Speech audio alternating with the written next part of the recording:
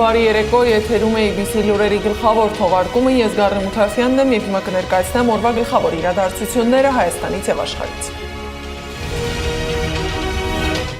Նոր բեռ է գալիս Ադրբեջանի տարածքով, ինչ մանրամասներ է հայտնել էկոնոմիկայի նախարարը։ Ալիևը նախաձեռնել է Ադրբեջանի պատմության մեջ ամենամեծ համաներումը, ում է վերաբերում դա։ Արցախցիները քննարկում են, թե մի առաջնորդին փոխելու հարցը, նամակով դիմել են վեհափառին։ Վերաքննիչ դատարանը Միքայել Սրբազանի պաշտպանների և դատախազի վերաքննիչ բողոքները վարույթ է ընդունել, ինչ որոշում կկայացնի դատարանը։ Ինչ է խոստանում Սամվել Կարապետյանը, գործարարը բանտից հայտարարություն է տարածել։ Ահազանգ վարորդներից թալանում են հատուկ պահվող վայրերում գտնվող մեքենաները, որտեղ են հսկիչները։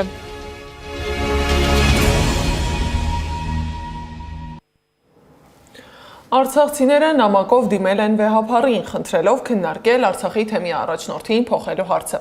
Արցախյան քաղաքասարակության ներկայացուցիչները վեհափառին ուղղված նամակում շեշտել են, որ անընդունելի է, որ Վրթանես եպիսկոպոս Աբրահամյանը, որը կոչված է պաշտպանելու իրեն հանձնված սրբություններն ու հավատավոր ժողովրդին, այդ կոչմանը հակընդդեմ գործողություններ է կատարում։ Նամակում ասվում է, նա մասնավորապես հարգանքի ու պատվի է արժանացնում Արցախն իր վանքերով, եկեղեցիներով, խաչքարերով, գերեզմաններով ու վայրերով թշնամուն հանձնելու քաղաքական որոշման թիվ 1 պատասխանատուին, փաստացիորեն միանալով նրա հակաեկեղեցական սրբապիղծ արշավին։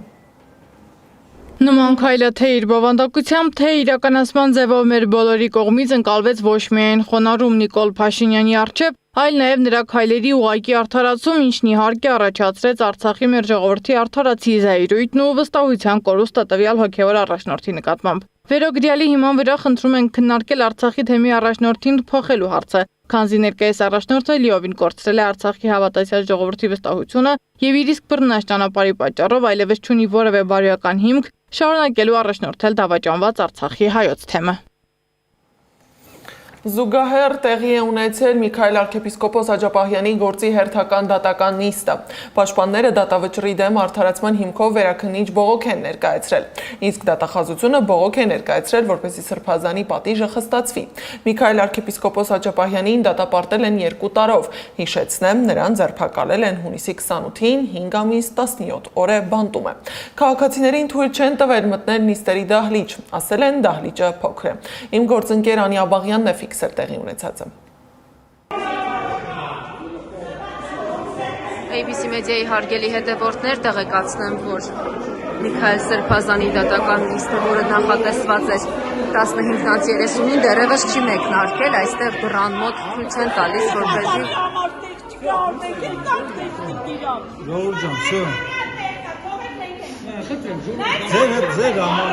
ցույց չեն տալիս, որպեսզի այստեղ հավաքված քաղաքացիները մոտենան եւ մասնակցեն նիստին։ Մենք կուզենք մենք բազանի տեսնենք։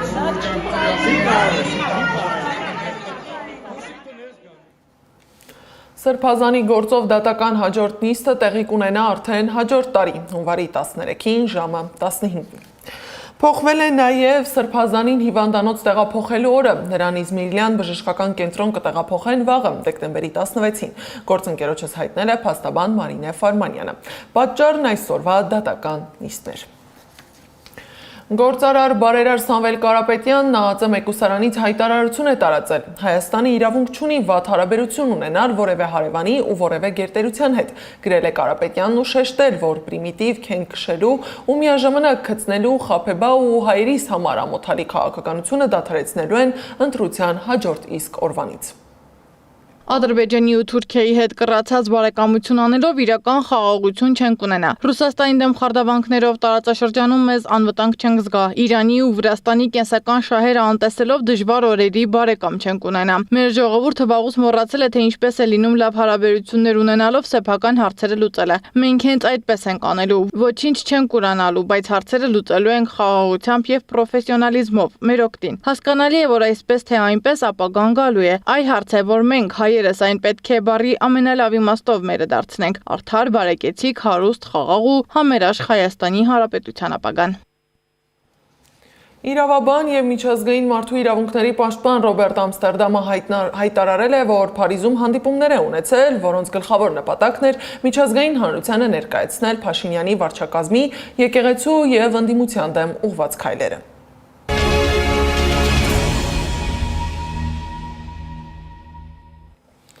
Արտգործնախարար Արարատ Միրզոյանը Եվրամիության գործընկերների հրավերով մասնակցել է ԵՄ արտաքին գործերի նախարարների խորհրդի ձևաչափով հանդիպմանը։ Աշխատանքային նախաճաշի ձևաչափով քննարկմանը մասնակցել են Եվրոպական հանձնաժողովի փոխնախագահ, ԵՄ արտաքին գործերի ու անվտանգության քաղաքականության հարցերի բարձր ներկայացուցիչ Կայա Կալասը, ԵՄ ընդլայնման հարցերի հանձնակատար Մարթա Կոսը եւ ԵՄ անդամ երկրների արտաքին քաղաքական գերատեսչությունների ղեկավարներ ու ներկայացուցիչներ։ Եվրամիության անդամ երկրների արտաքին գործերի նախարարների հետ քննարկել են Հայաստանում առաջիկա խորհրդարանի ընտրությանն արտաքին միջամտությունը կանխելու հարցը։ Կայա Կալասը հայտնել է, որ Հայաստանն է դիմել իրենց այդ հարցով։ Կալասը նախկինում հայտարարել է, որ 2026-ի խորհրդարանի ընտրությանն ընդառաջ Ռուսաստանն ակտիվացրել է իր ապատեղեկության արշավը Հայաստանում։ Մինչ Բրյուսելում երկրի գլխավոր դիվանագետը քննարկում է գալիք տարվա խորհրդարանի ընտրությունը, էկոնոմիկայի նախարար Գևորգ Պապոյանն ազգային ժողովում հայտարարել է, որ նոր բեռ է արդեն գալիս Ադրբեջանի տարածքով։ Խոսելով երրորդ կարգի ցորենի մասին, նախարարը շեշտել է, որ դրանից պատրաստված հացը վաղուց սպառվում է շուկայում։ Նախարարը խոսել է նաև նավթամթերքի ներկրման օրակարգի մասին։ Ես որ գնացել դիմավորել եք որ ընկերություններ բերել Դրա մասին մենք պարզաբանել ենք Բաղրամյանի ալերաղաց, բայց շարունակվում է, ճանապարհին կա, շուտով երկրորդը եկել է, դե գիտեք դրա մասին, ճանապարհին հիմա նոր խմբականակներ կան։ Ղազախստանից եւ Ռուսաստանից։ Կգա ես տոննաներով կհրապարակեմ։ Իսկ նավթամթերքը Այս պայն դրանից ավել չեմ կարող։ Երբ որ գա դրա մասին, այո, կգնամ կդիմավորեմ։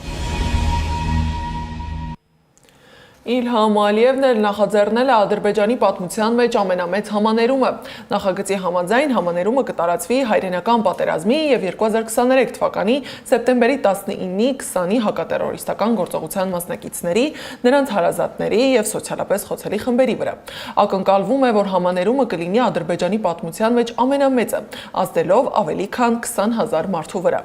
Իսկ այդ համաներումը կտարածվի արդյոք Բաքվում գտնվող մեր հայրենակիցների վրա, դեռևս պարզ չէ։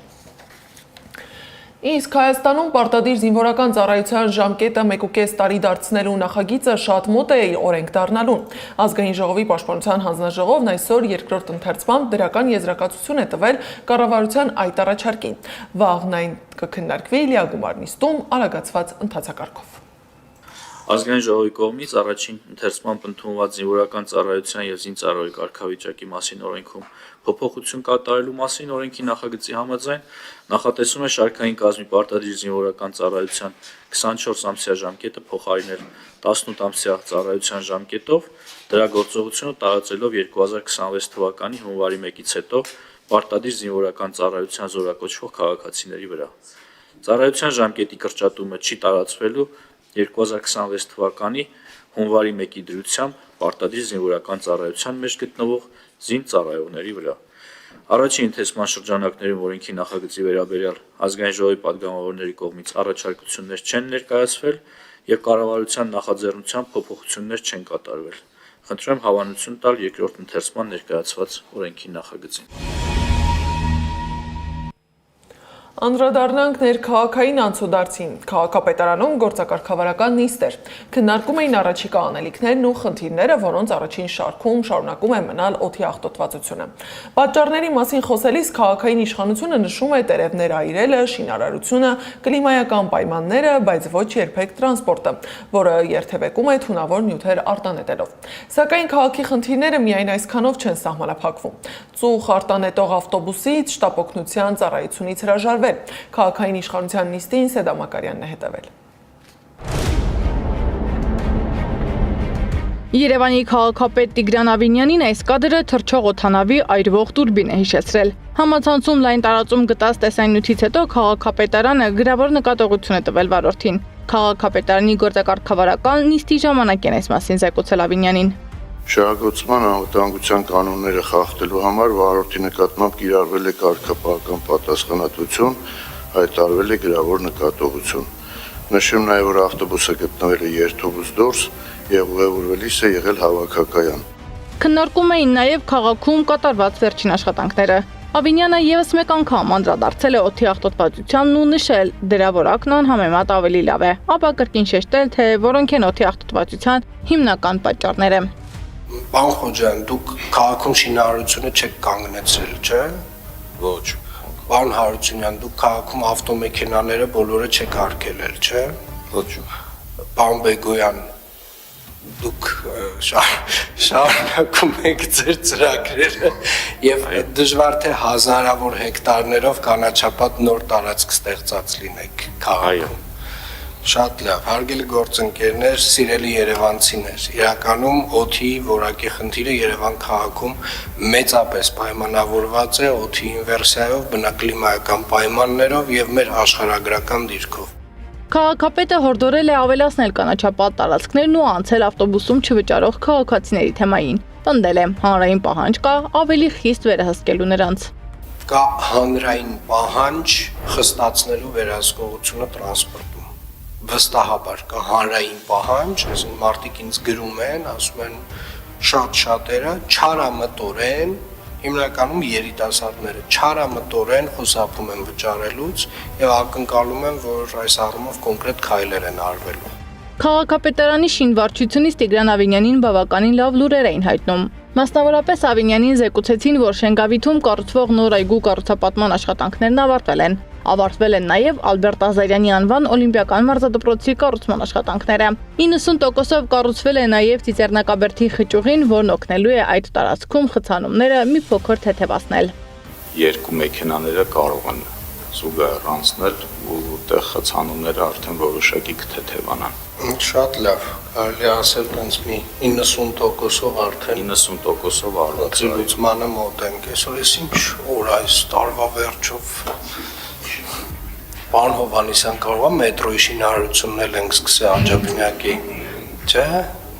Իսկ վերջում Ավինյանը հայտնեց, որ շուտով շտապօգնության ծառայության հարցերով զբաղվելու է առողջապահության նախարարությունը, ոչ թե Երևանի քաղաքապետարանը։ Այս հարցն Ավինյանը քննարկել է վարչապետի հետ։ Սեդա Մակարյան, Նոնա Գևորգյան, ABC Media։ Իսկ հետ ԿՄ-ի մեր գործընկերները գնացել են ավտոբուսների մասնակցությամբ վթարների հետքերով։ Քաղաքապետարանի ավտոբուսների մասնակցությամբ յուրաքանչյուր երկրորդ վթարի մեղավորը ավտոբուսների վարորդներն են։ Ամեն օր Երևանի քաղաքապետարանի ավտոբուսների մասնակցությամբ միջինում 6-ից 7 վթար է գրանցվում։ Երևան ավտոբուսի փոխանցած տվյալի համաձայն 1 տարվա ընթացքում գրանցվել է ավտոբուսների մասնակցությամբ 2468 պատահար։ Նախորդ տարվա համեմատ պատահարների թիվը ավելացել է 46%-ով։ Երևանի ավտոբուս փակbaşնետիրական ընկերության փոխանցած տվյալներով 2024 թվականին արձանագրվել է 1734 պատահար, որոնցից 772-ն ավտոբուսի վարորդների մեղքով, 38-ը համամեղավորությամբ։ 2025 թվականի հունվարի 1-ից մինչև նոյեմբերի 1-ն ընկած ժամանակահատվածում տեղի ունեցած պատահարների պատճառով արձանագրվել է մարմնական վնասվածք ստանալու 135 դեպք, որից 2-ը մահվան ելքով, 19 ծանր, 44-ը միջին, 70-ը թեթև մարմնական վնասվածքներով։ Ահազանգ վարորդներից, եթե ձեր մեքենան հատուկ պահվող վայրում է, այդքան էլ հանգիստ պետք չէ լինել։ Հնարավոր է ցանկացած պահի թալանեն, մաս-մաս։ Սկզբում տանել անվադողը, լույսերը, ազդանշանային համակարգը, շարժիչը, կարճ ասած, վերջում հնարավոր է ձեր մեքենան գտնեք վերացված մետաղի ջարդոնի, որը լավագույն դեպքում կարող եք որպես պահեստամաս վաճառել։ Թեմային անդրադարձել է Անիա Բաղյանը։ Սրա դեմից արդեն էս ամբողջ էս այն կարևոր մասերը դեմից նորից քանդել են, ինչը որ պետք է հանետարել են։ Նայեք, այստեղ մոզգն են այս անգամ հանետարել, սա ցույց եմ տալի։ Այն թանգանոց բոլոր դետալները, ինչը որ պետք է հանետարել են։ Լրիվ ինչը որ պետք է, մոզգով, բանով, ամեն ինչը։ Վախթանգ Մանուկյանի մեքենան է, որ 1 տարի Աբովյանի հատուկ պահպանվող վայրում էր կայանված։ Վախթանգը պատմում է, նախորդ տարի դեկտեմբերին են այնտեղ տեղափոխել։ Ոստիկանները նրան խորհուրդ էին տվել մեքենան այսպես ասած փաթեթավորել հնարավոր գողությունից խուսափելու համար։ Ստուգանային հրապարակը ընդհանրապես ստուգանային հրապարակի նման չէ, մեքենա կույտի նման տեղեր առանց տանկապատի, առանց կամերաների, առանց վերահսկման, ինձ ասել են գոնե բեր այստեղ ցելոֆանով փաթաթի սկոչով, որ չկարողանան կպնեն, երկար կմնա, ասեցի մոտավորապես ինչքան մի 5-6 ամիս կմնա հաստատ, մինչև քննչական գործողություններ կատարվեն, չգիտեմ, փորձաքննություն եւ այլն, մեղավոր անմեղ պատժեն։ Մենք մեքենան տարել ենք երևի մի 10,000 դրամի ցելոֆան ու սկոչ եմ առել, լրիվ սկոչով փաթեթավորել եմ, լավ փաթաթել էի։ Չնայած հատուկ պահվող վայրում էր եւ փաթեթավորված, մեքենան 2 անգամ թալանվել է։ Գողացել են անվադողերը, շարժիչը, թանկարժեք բոլոր մասերը, որոնք կարող էր վաղթանգը վաճառել։ Այն կարևոր բաները լրիվ վրա են ինչ որ գումար արժեր, որը կարելի է տաս հանձնես այդ քանդողներին, քանդեն, վաճառեն, քեզի գումար տան $2,000, չգիտեմ, դե ասած մի $1,000 էլ իրանք մեջը կաշխատեն, բայց այսօր էդի չկա այդ հնարավորությունը, ես չեմ կարող այդ հնարավորությունն։ Մեքենան 1 տարի անց Տուգանային հրապարակից տեղափոխել է իր բակ, ասում է, ժեշտից կտորներ են այլևս, անպիտան։ Ինչու է հատուկ պահվող վայրում գտնվող մեքենան այդ օրն ընկել, եթե հատուկ պահվող վայր է, ինչու են գողերը անարգել ներս մտնում, գողանում ու հեռանում։ Վարորդի ընկեր հասարակական կազմակերպության նախագահ Տիգրան Քեյանն ասում է, նման խնդրի հաճախ են բախվում վարորդները։ Մի դեպք էր եղել, երբ գողություն կատարելու մեղադրանքով ոստիկաններն էին ձերբակալվել։ Մենք շատ ենք տեսել դեպքեր, որ մեքենաներից գողություն են կատարում այդ ծախսիկների առջև եւ չեն հայտնաբերվում, որտեղ ինչ-որ ձևի այդ մարդիկ իրենց դեմքերը փակած են լինում կամ չգիտեմ, այնպես են հանդերձանք փակած լինում, որ նկատելի չի թե ով է։ Ես շատերը ասում են, որ այդ պահպանող տարածքներում կան հատվածներ, որտեղ այդ ծախսիկը չի ֆիքսում, հենց գողություն անում են այդ հատվածներից, շատերը տեղյակ են, որ հատվածն է։ Վարորդները պետք է ֆիքսեն իրենց մեքենան մինչև Տուգանային հրապարակ տեղափոխվելն ու նկարեն նաև տեղափոխվելուց հետո, որպեսզի ապացույցներ ունենան, հուշում է Քեյանը։ Վախթանգ Մանուկյանն էլ նշում է, որ ունի բոլոր լուսանկարները, վթարի պահից մինչև հատուկ պահվող վայրից հանելը։ Նա կարող է հաղորդում ներկայացնել ու պատասխանատվության ենթարկել վայրը հսկողներին։ Վախթանգի խոսքով երկար ժամանակ ու ֆինանսական միջոցներ պետք է ներդնի, որպեսզի կարողանա թալանվածը վերադարձնել։ Պարզապես վերահսկողություն պետք է ունենան հատուկ պահվող վայրերում, վարորդներին այդ գլխացավանքների մեջ չդնելու համար, նշում է Վախթանգ Մանուկյանը։ Քաղաքացու ապրանքը դուք վերցնում եք, բերում եք ու դուք չեք պահպանում։ Մեղքը գցեք անչափահասներ են, դա ում է հետաքրքրում, անչափահասա թե չափահասա։ Բանը էլի խոսում են անչափահասներ են, մի խումբ անչափահասներ ենք բռնել, ինչ անենք։ Ինչ պիտի անենք, ես շատ գիտեմ, ինչ անենք։ Սա համակարգային խնդիր է, որի գինը վճարում են շարքային քաղաքացիները ժամանակով, նյարդերով ու գումարով, նշում է վարորդը։ Նրանք ներքին գործերի նախարարության ուշադրությունն են հրավիրում։ Մտածում են, գերատեսչությունը փակել է աչքերն ու տեսնել, լուծել չի ուզում։ ABC Media-ն դիմել է նախարարությանը, դեռ պատասխան չի ստացել։ Հարկադիր կատարողական ծառայությունը հետախուզվող անձանց համար օրենքում փոփոխություններ է արել։ Այսուհետև ԴՀԿ-ում հայտնված որոշ անձանց նկատմամբ հետախուզում կհայտարարեն։ Հետախուզումը կդադարեցնեն միայն պարտապանի հարկադիր կատարողին ներկայանալուց հետո։ Իսկ մինչ այդ տվյալ քաղաքացին կհայտնվի բազմաթիվ սահմանափակումների տակ, որոնք են դրանք եւ ինչպես վարվել մանրամասները ռեպորտաժում։ Հարկադիր կատարողական ծառայության կողմից հետախուզվող անձինք չեն կարողանա հատել երկրի սահմանը, քանի դեռ հետախուզվող պարտապանները չեն ստացել իրենց ուղղված համապատասխան փաստաթղթերը։ Անձի հետախուզում կարող է իրականացվել, երբ կատարողական վարույթով անհրաժեշտ է ապահովել պարտապանի մասնակցությունը։ Օրենքն ուժի մեջ կմտնի 2026 թվականի հունվարի 1-ից։ Կատարողական վարույթի մասին Հայաստանի Հանրապետության օրենսգրքում կատարվող փոփոխությունները նախատեսում են բացառապես իրազեկման գործողություններ։ Հետախուզումը քրեական հետևանք չի ունենալու։ Հարկադիր կատարողական ծառայության մամուլի քարտուղար Վարդուհի Պետրոսյանն է մանրամասնել նոր օրենքի կարգավորումների մասին։ Հետախուզման նպատակը միայն անձին այդ մասին տեղեկացնող փաստաթղթեր համբերն է։ Այս համատեքստում ներդրվել է նաև Հայաստանի Հանրապետության տարածքից հետախուզվող պարտապանի ելքի արգելքի հնարավորություն, որը միայն հետախուզվող պարտապանի ներկայության ապահովելու եւ նրան ուղղված փաստաթղթերը հանձնելու նպատակ ունի։ Չի հետապնդում որևէ այլ նպատակ։ Իսկ ինչ անել, եթե երկրի սահմանը հատելու պահին է քաղաքացին իմացել, որ հարկադիր կատարողական ծառայությունն իր նկատմամբ կատարողական վարույթ է նախաձեռնել։ Նոր օրենքը նաև դա է կարգավորելու։ Եվ հետախուզումը, եւ դեպի արգելքը անհապաղ ենթակա է վերացման, երբ հետախուզող անձը կներկայանա իր կատարողական վարույթ իրականացնող հարկադիր կատարողին,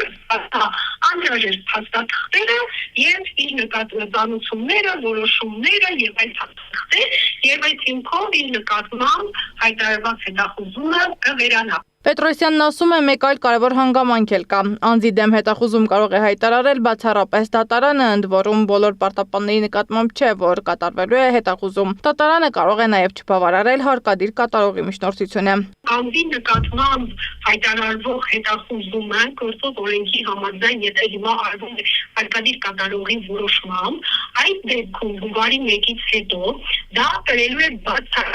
իրականացվելու է բացառապես հարկադիր կատարողի միջնորդությամբ եւ դատարանի Այսինքն նոր օրենքը նախատեսում է գործում բավականին գործուն մեխանիզմներ այս հետախուզման ինստիտուտի կայացման եւ կիրառելիության անհրաժեշտ ապահովման համար։ Անձի նկատմամբ հետախուզումը դադարեցվում է անմիջապես համապատասխան փաստաթղթեր ստանալուց եւ իրազեկվելուց հետո, ինչից հետո նա կարող է հատել Հայաստանի սահմանը։ Հետախուզումը դադարեցվելու է, սակայն կատարողական գործողությունները շարունակվելու են։ Խնդիրներ կարող են առաջանալ միայն այն դեպքում, երբ քաղաքացին Հայաստանի Հանրապետության օրենքի հետ խնդիր ունենա։ Սեդա Մակարյան, Գեղամ Ղազարյան, ABC Media։